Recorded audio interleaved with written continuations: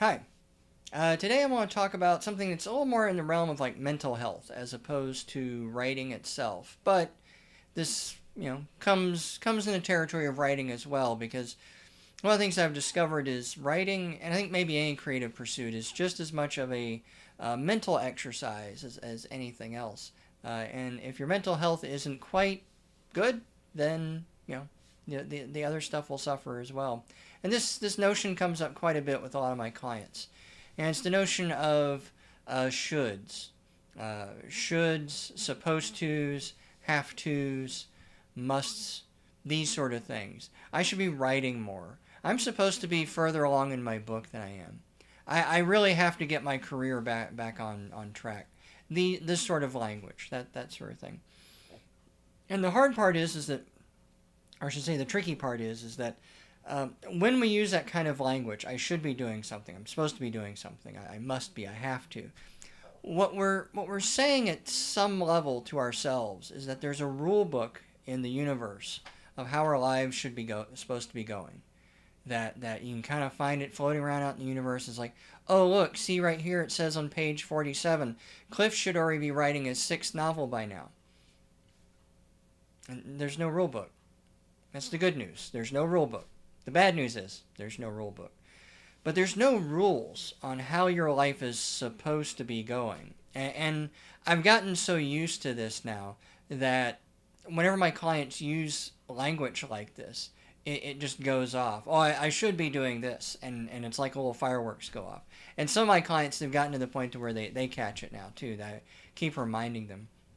Because it seems like silly semantics, but at some level, our brain takes things literally. And so when you say I should be doing X, part of your brain really believes yes, I should be doing that. And if I'm not doing that, then I'm doing something wrong.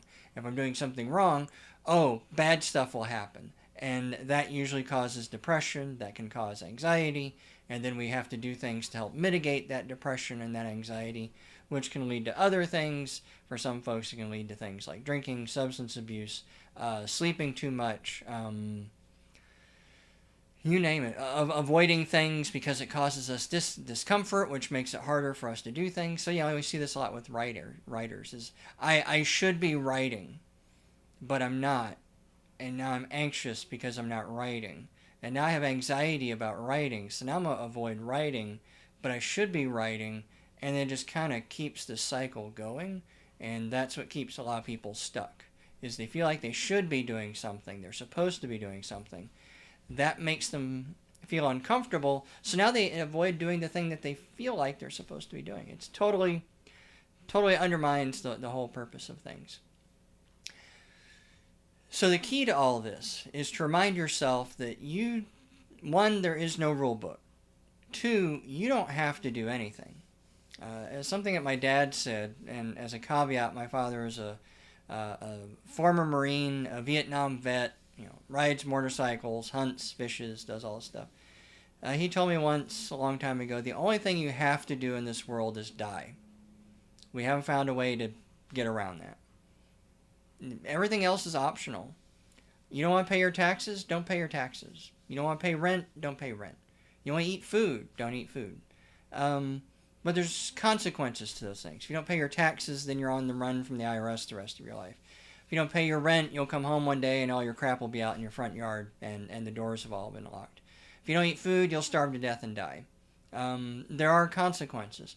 And though it's like a subtle shift in thinking, it's a very important one. If I say I choose to pay taxes, even though I don't really feel like I have a choice, but I choose to pay taxes because I don't want to be on the run from the IRS, well, that puts the power back into my hands. I don't want to pay rent. Well, I also don't want to be homeless. So I choose to pay my rent. You know, I don't want to visit my mom because she always complains. Well, I choose to visit her because I don't like feeling guilty by not visiting. But by taking that choice back, by taking that power back, you've now decided that I can choose to unchoose this whenever I want. You know, that friend who all they do is complain and they're very negative. Well, you can visit them because you kind of feel sorry for them a little bit and you want to assuage that feelings. But that means once they start getting too negative, you can cut yourself out. You just say, okay, well, I visited. I spent that half hour. I can go now. That's a very powerful thing. When you shift the shoulds and the have tos and the musts and all that stuff into choices, then instead of you feeling powerless in the situation, you now feel powerful in the situation. This is your choice. This is your decision on how you want to live your life. Do you want to write every day? Good. You don't have to, but if that's what you want to do, then do that. If you want to, write 10 novels in a year, great. You can do that. Some people do. Hell, some people probably write more than that in a year. But you don't have to.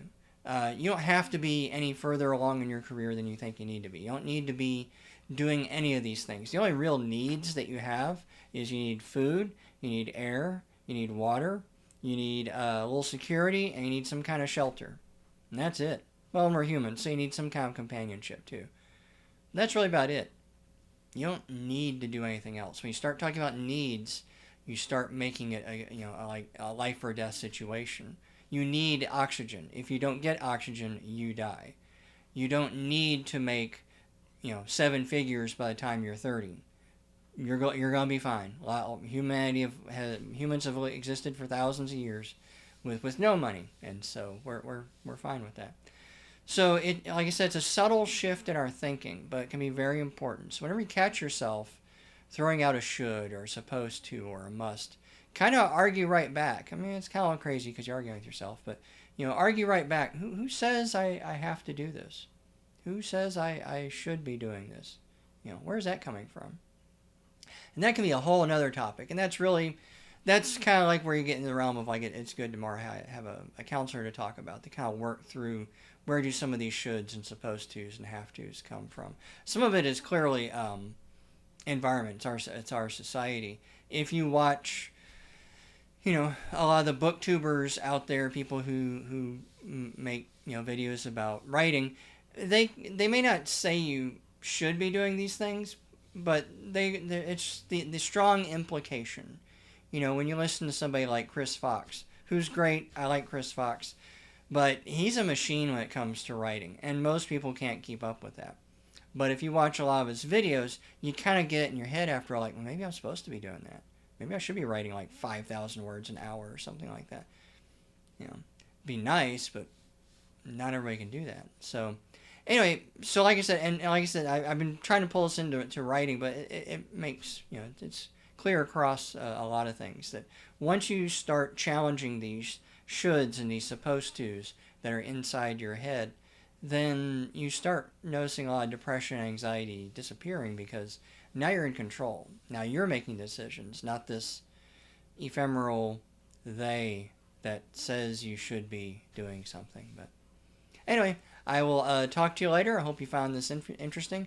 Follow the links below and you can find my most recent books. My most recent book that I just put out is called Memories in the City. It is a noir crime fiction set into a gas lamp fantasy setting following Jake Fox, who's in the sort of vein of Sam Spade and Mickey Spillane and My Camera written by Mickey Spillane. But anyway, I will talk to you later.